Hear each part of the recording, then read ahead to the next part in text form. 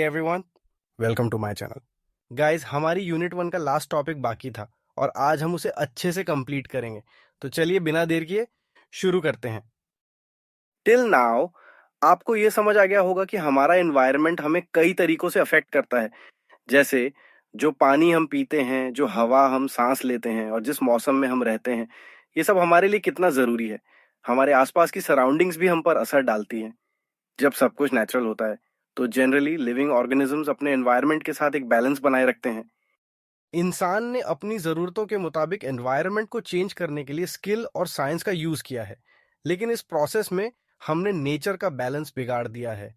जो भी चेंजेस हम एनवायरनमेंट में ला रहे हैं और जो इफेक्ट्स लिविंग बीइंग्स पर पड़ रहे हैं, यही सब एनवायरनमेंटल स्टडीज का पार्ट है। एनवायरनमेंटल स्टडीज एक ऐसी फील्ड है जो एनवायरनमेंट से जुड़े हर इंपॉर्टेंट टॉपिक को कवर करती है। ये सिर्फ प्लांट्स या एनिमल्स के बारे में नहीं है, बल्कि पानी, हवा, मिट्टी, फूड और ह्यूमन लाइफ से जुड़ी हर चीज़ इसमें आती है। इसमें इकोनॉमी, सोसाइटी, कल्चर, पॉलिटिक्स और लॉज भी इंक्लूड होते हैं। फॉर एग्जाम्पल, हमें clean water, fresh air, healthy food और सेफ लिविंग कंडीशंस चाहिए। ये सब एनवायरमेंटल स्टडीज का पार्ट है। तो क्या हम इसे इग्नोर कर सकते हैं? बिल्कुल नहीं। इसका मेन गोल ये है कि हम इंसानी लाइफ को सस्टेनेबल बना सकें, ताकि फ्यूचर जनरेशंस भी अच्छे एनवायरनमेंट में जी सकें। एनवायरमेंटल स्टडीज की इंपॉर्टेंस को इग्नोर नहीं किया जा सकता। सस्टेनेबल डेवलपमेंट फ्यूचर के लिए बहुत जरूरी है। पोल्यूशन, पेड़ पौधों और जानवरों का लॉस, कचरे की समस्या, एनवायरनमेंट का बिगड़ना, ये सब प्रॉब्लम्स कितनी तेजी से बढ़ रही हैं। और global warming, climate change, ozone layer depletion जैसे इश्यूज तो और भी खतरनाक हो रहे हैं। क्या हम इन्हें नजरअंदाज कर सकते हैं? बिल्कुल नहीं।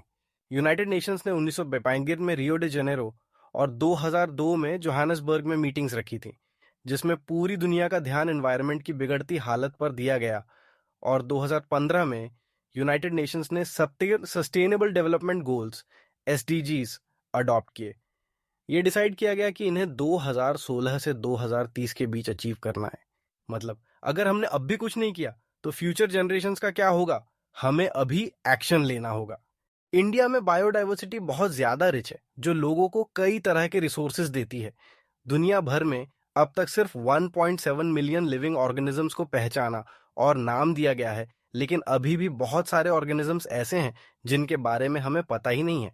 इन ऑर्गेनिजम्स को बचाने के लिए दो तरीके इस्तेमाल किए जाते हैं: एक्स साइट्यू यानी उनके नेचुरल हैबिटेट के बाहर, और इन सिट्यू यानी उनके नेचुरल हैबिटेट के अंदर। यूनिट 8 में आप इन दोनों कंजर्वेशन मेथड्स के बारे में और डिटेल में सीखेंगे। लेकिन एक बड़ी समस्या यह है कि जंगलों का कटना, एनर्जी रिसोर्सेज का ज्यादा इस्तेमाल और पोल्यूशन की वजह से कई ऑर्गेनिजम्स खत्म हो रहे हैं। ये भी डर है कि अगर यही चलता रहा तो आने वाले समय में अर्थ से कई ऑर्गेनिजम्स पूरी तरह से मिट सकते हैं। इन सभी प्रॉब्लम्स और सॉल्यूशंस को अगले 13 यूनिट्स में डिटेल में समझाया जाएगा, नेशनल और ग्लोबल लेवल दोनों पर। एनवायरमेंटल स्टडीज हमें यह सिखाती है कि हमें अपने एनवायरनमेंट को बचाना और सेफ रखना कितना जरूरी है। आज के टाइम में हमारी ज्यादा कंजम्पशन और फैक्ट्रीज की वजह से एनवायरनमेंट पर बहुत बुरा असर पड़ रहा है। इस वजह से अलग अलग जगह पर छोटी और बड़ी प्रॉब्लम्स हो रही हैं। एनवायरमेंटल स्टडीज में हम इन प्रॉब्लम्स को समझेंगे और उन्हें सॉल्व करने के तरीके जानेंगे। पूरी दुनिया के लिए जरूरी है। आज global warming, climate change, ozone layer depletion, acid rain, समंदर का गंदा होना और पेड़ पौधों और जानवरों की कमी सिर्फ एक कंट्री की प्रॉब्लम नहीं है, बल्कि पूरी दुनिया की है। इसलिए इनको सॉल्व करने के लिए सभी देशों को मिलकर काम करना पड़ेगा। मॉडर्न जिंदगी के नुकसान: आज की तरक्की की वजह से इंडस्ट्रीज, शहरों का बढ़ना, नए ट्रांसपोर्ट सिस्टम्स, खेती और नए घर तो बने हैं, लेकिन इन सब ने एनवायरनमेंट को भी नुकसान पहुंचाया है। पहले के टाइम में जब वेस्टर्न कंट्रीज डेवलप हो रही थी, तब शायद उन्होंने एनवायरनमेंट पर ध्यान नहीं दिया। अब डेवलपिंग कंट्रीज के लिए चैलेंज ये है कि वो तरक्की भी करें, लेकिन नेचर को भी सेफ रखें। पॉपुलेशन का तेजी से बढ़ना: वर्ल्ड सेंसस बताता है कि हर 7 लोगों में से एक इंडिया में रहता है। सोचो, दुनिया की 16% पॉपुलेशन सिर्फ 2.4% लैंड एरिया पर रह रही है। इस वजह से नेचुरल रिसोर्सेज पर बहुत ज्यादा प्रेशर है। इसलिए हमें नेचुरल रिसोर्सेज का समझदारी से यूज करना चाहिए, ताकि सबको इसका फायदा मिले। नया सॉल्यूशन ढूंढना जरूरी है। डेवलपिंग कंट्रीज को ऐसे नए तरीके ढूंढने होंगे जो डेवलपमेंट को आगे बढ़ाए, लेकिन नेचुरल रिसोर्सेज को भी बचाए।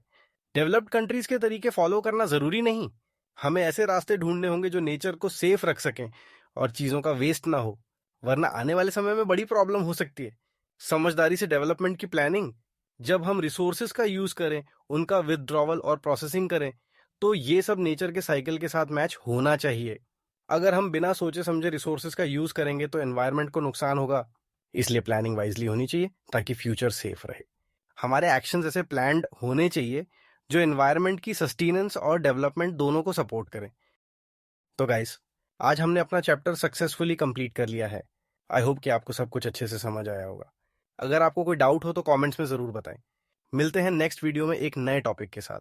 तब तक के लिए keep learning and stay motivated.